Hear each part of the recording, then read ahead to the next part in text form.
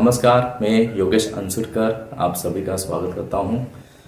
Friends, last जो video बनाया था मैंने 3 types of income, active income, passive income और पोर्टफोलियो इनकम के लिए। तो बहुत सारे लोगों ने पूछा कि ये पैसिव इनकम स्टार्ट करने का सबसे अच्छा टाइम कौन सा है, ये कभी स्टार्ट करना है। तो इसके लिए मैंने एक शॉर्ट वीडियो ये बनाया है। अभी पैसिव इनकम मैं बोलूँ तो आज से आपको स्टार्ट करना होगा, आज से और अभी से, क्योंकि उसमें एक सबसे बड़ा इन्वेस्टमेंट रिस्क है। अभी आप जो सोच रहे हो वो इन्वेस्टमेंट रिस्क नहीं है। अभी आप लोगों को मालूम भी होगा शायद, या आपने सोचा भी नहीं रहेगा।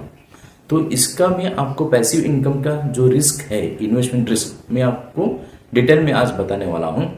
और मैं आपको रिक्वेस्ट करता हूं कि ये ध्यान से आप सुने, ये कौन सा इन्वेस्टमेंट रिस्क है। अभी पैसिव इनकम के लिए ये जो इन्वेस्टमेंट रिस्क है वो है इंटरेस्ट रेट आपके रिड्यूस हो रहे हैं और जो टैक्स स्लैब है वो बढ़ते जा रहे हैं। अभी इंटरेस्ट रेट क्यों रिड्यूस होता है? क्योंकि रेपो रेट डाउन हो रहा है। अभी रेपो रेट आपको मालूम है, ये जो है आरबीआई का रेट रहता है। आरबीआई जो कमर्शियल बैंकों को शॉर्ट टर्म के लोन देती है बैंक को, तो उसके ऊपर जो रेट चार्ज होता है उसको रेपो रेट बोलते हैं। और ये इंडिया का करेक्ट रेट उसको बोला जाता है। हर एक कंट्री का एक करेक्ट रेट रहता है, उसको रेपो रेट बोला जाता है। और रेपो रेट से 1% ज्यादा एफडी का रेट रहता है और रेपो रेट से मोर देन 3% लोन का रेट रहता है। तो अभी बिजनेसमैन जो लोन लेते हैं तो सस्ता लोन लेते हैं, उनका बिजनेस ग्रो करते हैं, फिर इंडिया का डेवलपमेंट भी वैसा फास्ट होता है। तो ये रेपो रेट आगे जाके रिड्यूस ही होने वाला है। अभी हम लोग हिस्ट्री देखेंगे रेपो रेट का लास्ट 20 ईयर्स का। अभी 2000 में रेपो रेट था, वो था 14.5%। 2011 में रेपो रेट था 8.5%। 2015 में 8% हो गया वो। 2016 में 6.5 था। 2018 में 6% एंड 2019 बिफोर कोविड 5.15% था। और अभी करंटली 4% है। अभी जो लास्ट वीक आरबीआई का पॉलिसी आ गया उसमें भी 4% चेंज नहीं हुआ, तो ये 4% रेट है। तो अभी आप देखेंगे लास्ट 20 ईयर्स में ये रेपो रेट मोर देन 10.5% से ड्रॉप हुआ है। तो ये सबसे बड़ा इन्वेस्टमेंट रिस्क है। अभी इन्वेस्टमेंट रिस्क क्यों बोलता हूं? क्योंकि अभी 4% है, तो 2025 में कितना होगा, क्वेश्चन मार्क है। 2030 में कितना होगा, वो भी क्वेश्चन मार्क है। और अगर 2035 में हम लोग सोचेंगे कि एटलीस्ट 1% अज्यूम करेंगे तो कितना होगा, 15 ईयर्स में 3% में ड्रॉप सोच रहा हूं। लास्ट 20 ईयर्स में 10.5%, लेकिन 2035 में ये 1% भी हो सकता है।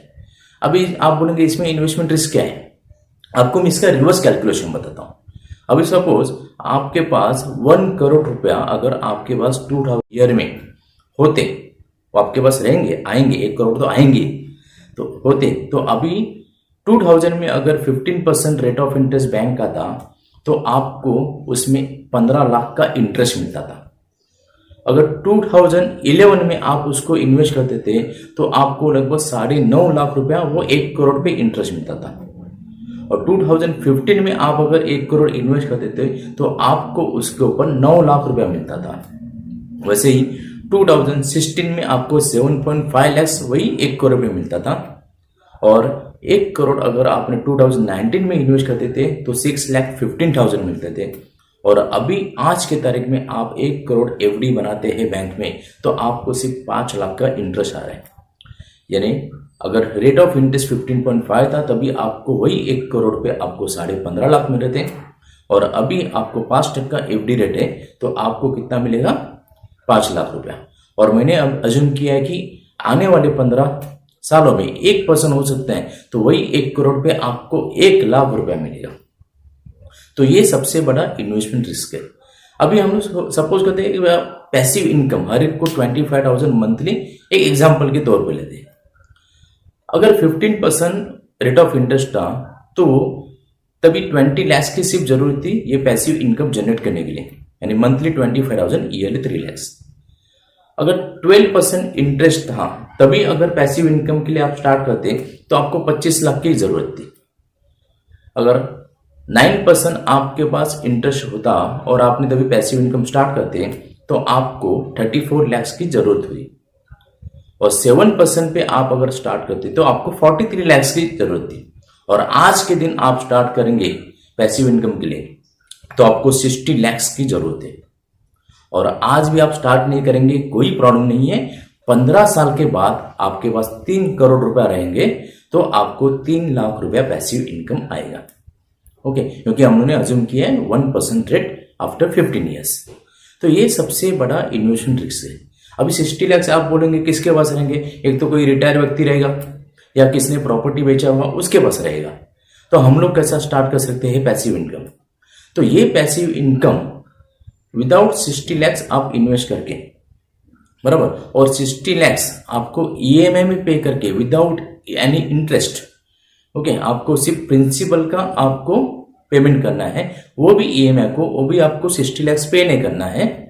वो कैसा पे कर सकते हैं और 3 लाख का पैसिव इनकम हम लोग जनरेट कर सकते हैं। उसके लिए हम लोग 1-to-1 मीटिंग कर सकते हैं। उसमें हम लोग डिटेल में प्रेजेंटेशन देते हैं कि आपके हिसाब से, आपकी जरूरत के हिसाब से आपको कितना पैसिव इनकम चाहिए, उसका हम लोग डिटेल में प्रेजेंटेशन देते हैं। थैंक यू फॉर वॉचिंग ये दिस वीडियो। और मैं रिक्वेस्ट करता हूँ कि ये वीडियो आपके फ्रेंड्स रिलेटिव को आप जरूर शेयर कीजिए, क्योंकि ये इन्वेस्टमेंट रिस्क है, सबको मालूम होना जरूरी है। आप प्लान नहीं करें आज या कल करें, लेकिन आपको ये रिस्क जानना जरूरी है। Thank you.